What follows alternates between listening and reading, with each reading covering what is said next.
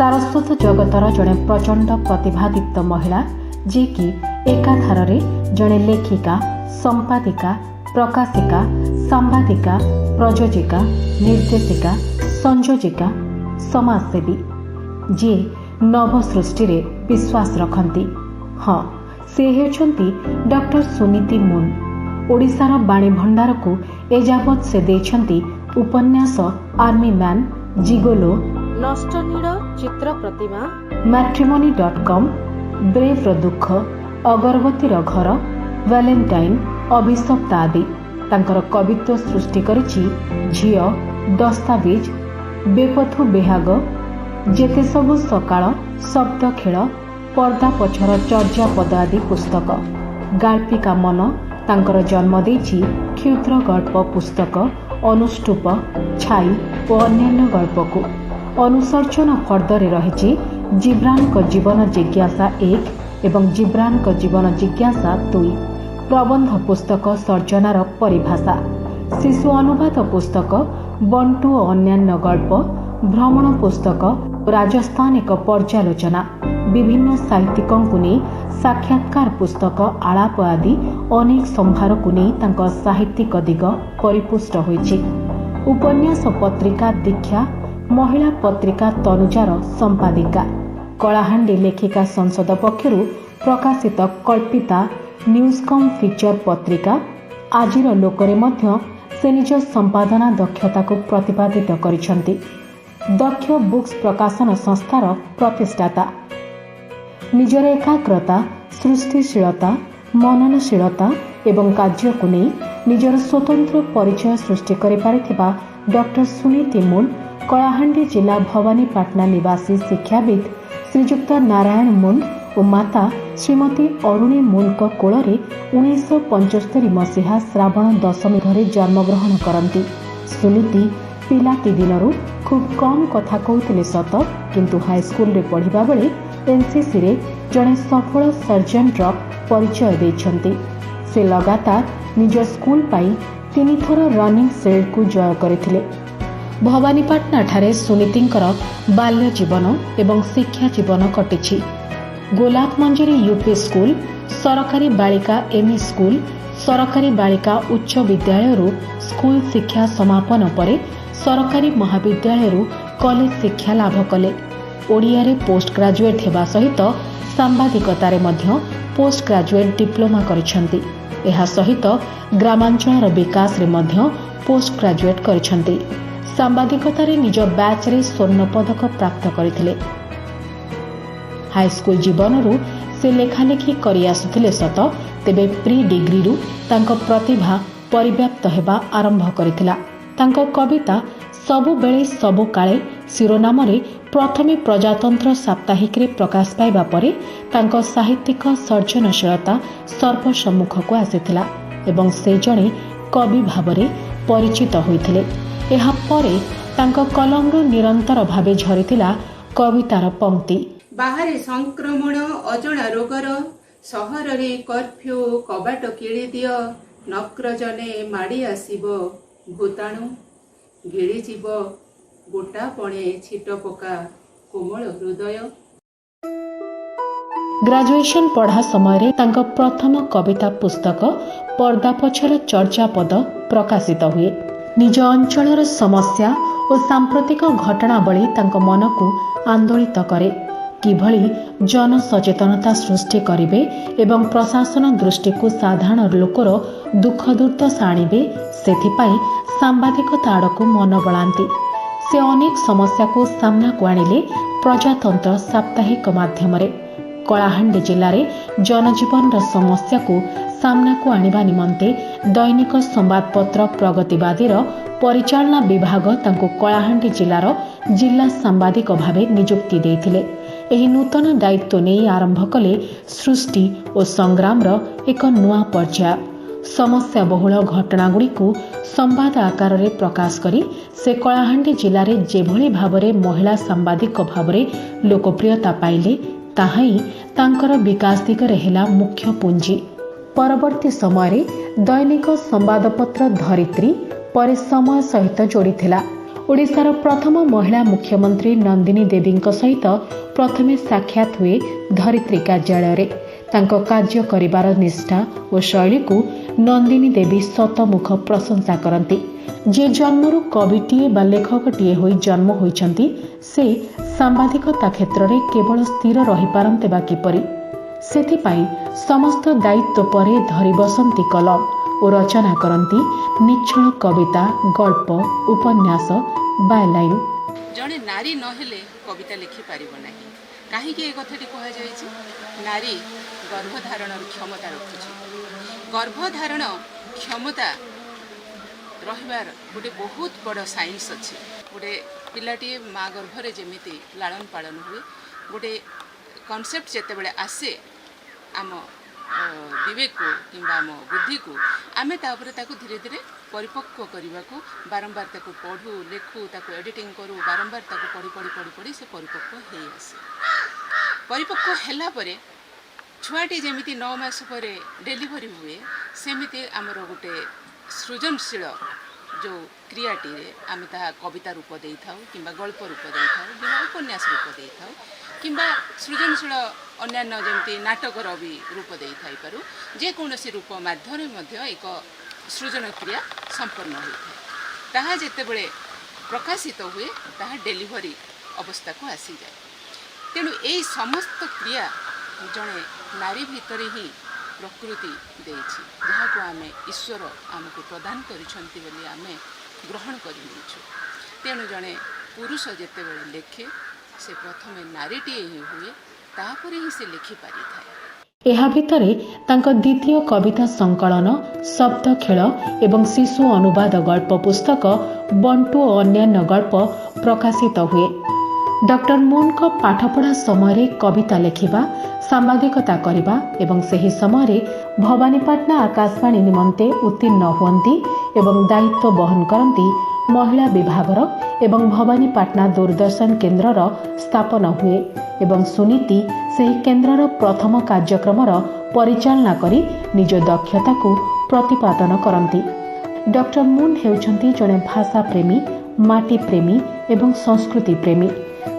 तांको रचित गल्प कविता एवं उपन्यास को लक्ष्य कले स्पष्ट बारी हो जाए जे से प्रकृति सहित निबिड़ संपर्क स्थापन करि पारिछंती। वास्तव में देखा गले डॉक्टर मून व्यक्तिगत अवबोध को भाषा विन्यास एवं चित्रकल्पगुड़ी को सजत्ने सजाड़े जो भली सफल हो पारती ताहा ओडिया साहित्य जगत को विस्मय करिछि। ताहा जे केवल साहित्य नुहे ताहा एक विचार एवं नारी स्वाधीनता संग्राम शाणित स्वर एक कथा स्वीकारिबाकु हेब।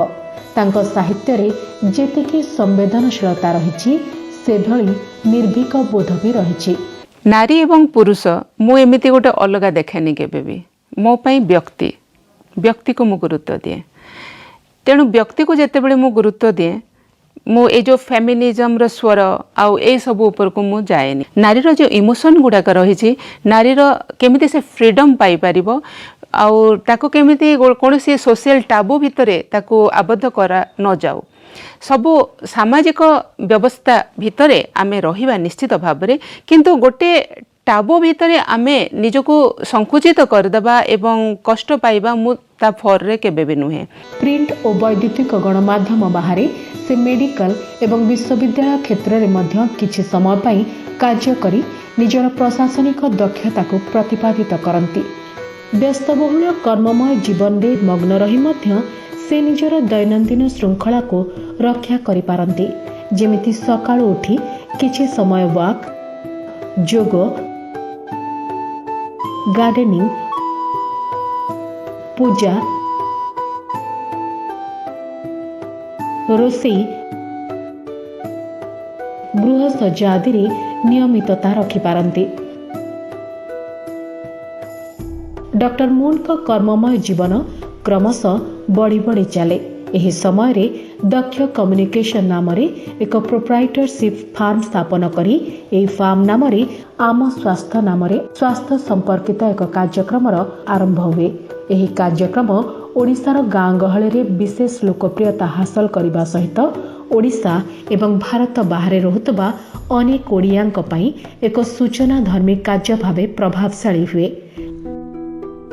एहा परे आरोग्य, ई टू रोजगार, संस्कार, कथा, दर्पण भली सूचना धर्मी धारावाहिक गुड़िक नहीं दूरदर्शन पई काम करती। जोंठी भी से काम करिसेंती सबुठी किछि नुआ करिवार थाए निशा। टेलीविजन रे कार्य कला बेले एकाधार रे प्रयोजिका, निर्देशिका, स्क्रिप्टिंग, संचालिका, भॉइस ओवर, रिसर्चर भावे 6टी काम एकाकी सफलतार सहित संपादन करती। एहारी भितरे तांकर रचित पुस्तक बेपथु बेहाग, जेते सबु सकाळ, अनुष्टुप प्रकाशित हुए। परे से प्रतिष्ठा करती दक्ष प्रकाशनी संस्था, जहा माध्यम ओडिशार अन्य लेखक मानकर पुस्तक भी प्रकाश करती। ओडिया जातिर साहित्य, संस्कृति, कला, परंपरा और ऐतिह्य को विश्व स्तर में प्रसारित करने उद्देश्य आज को प्राय 3 दशंधि धरी निरवच्छिन्न साधना करि आसुछंती। सर्वकाल साहित्य सर्जनार आकांक्षा तथा ओडिशार भाषा साहित्यर सुरक्षा पाई दीक्षित हुंती उपन्यास पत्रिका दीक्षा माध्यम। डॉक्टर मून जड़े मात्र नारी कवि जी ओडिया जातिर औपन्यासिक मानकर उपन्यास समूह को नहीं सृष्टि करिसेंती उपन्यास पत्रिकार एंतुड़ीशाल। साहित्यटा लोकाभिमुखी हेबा दरकार। ओडिशा रे साहित्य को लोकाभिमुखी करने को हेले ओडिया उपन्यास मान को फिल्म करने को पड़ो, चलचित्र करने को पड़ो। आपाई जदि सरकारी लेवल रे आमर तो साहित्य एकाडेमी रही एकाडेमी स्तर रु मध्य ए जिनस गुड़ाक जदि इनसिस्ट करा जानता, आमर जो फिल्म डायरेक्टर माने रही सहित आलोचना करा जानता, स्क्रिप्ट राइटर मान सहित आलोचना करके उपन्यास गुड़ी को केमती डेवलप करा जानता चलचित्र पाई की। तापरे आउ गोटे कथा, साहित्य रे जेतेबेले संस्कार कथा रहिबो, गोटे संस्कृति रहिबो, सेही साहित्यटी लोकाभिमुखी हेई परिबो। साधारण लोकंकर कथा जितेबेले साहित्य रे रहिबो, साधारण लोक ताको ग्रहण करि परिबो। तेणु से कविता हेउ, गप हेउ, नाटक हेउ, उपन्यास हेउ, प्रबंध हेउ, समालोचना हेउ, जहाँ भी हो, पाला दास काटिया मध्य जहाँ बोला जाउची से भी हो, गीति कविता ए समस्त भितरे जदि आमे साधारण मनीषर कथाटी को रखिपारिबा एवं आमर संस्कृतिर कथाटी को ता भितरे उपस्थापन करिपारिबा, ताहेले से साहित्यटी रुचिशील हेई पारिबो, लोकंक द्वारा आदृत हेई पारिबो एवं जनाभिमुखी हेई पारिबो। 2019 मसीहा सेप्टेम्बर 30 तारिख रे जयदेव भवन रे ओडिशार राज्यपाल को नहीं आयोजन करा जायतिला दीक्षा सम्मान समारोह। एही मंच माध्यम से ओडिया उपन्यासर महत्व और यार अधिक ओडिया उपन्यास रचना क्षेत्र में ब्रती रहिबाकू लेखक मानकू आह्वान करती।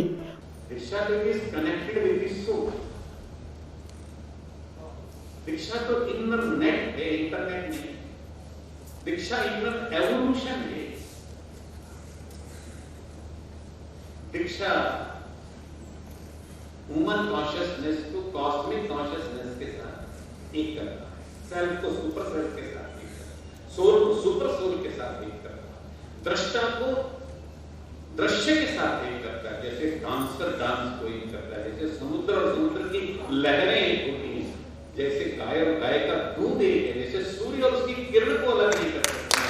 ऐसे शिक्षा आप उसके रचयिता हैं, मेंटर हैं, डिस्पेंसर हैं। बोल रहे थे हमारे नारायण यम्यतम अनुपम अद्वितीय अनुपम, ये शब्द इस्तेमाल किए ना। केवल कौन साहित्य, साहित्यर निरलस साधनारे भी तांको मानवीय गुणराजी यथेष्ट समृद्ध होइछि। निज दक्षता बलरे से जहाँ भी उपार्जन करती ताहार एक अंश निज प्रतिष्ठित दक्ष चैरिटेबल ट्रस्ट माध्यम गरीब गुरुबांक सेवारे बांटी दियंती। सही नूतन संधान केतेबेले जे तांकु तीरंदाज कराई तीर संधान कराए, तो आउ केतेबेले घोड़ा दौड़, पर्वतारोहण किंबा चेस खेल मग्न कराए। निज दक्षता जोगु से विभिन्न समय बहु भिन्न अनुष्ठान तरफु सम्मानजनक सम्मान रे सम्मानित होइछंती।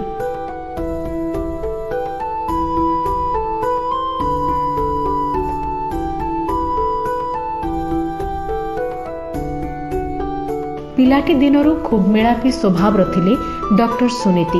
एही स्वभावटी सभींक पाखरे तांको प्रिय भाजन करि आसेछि।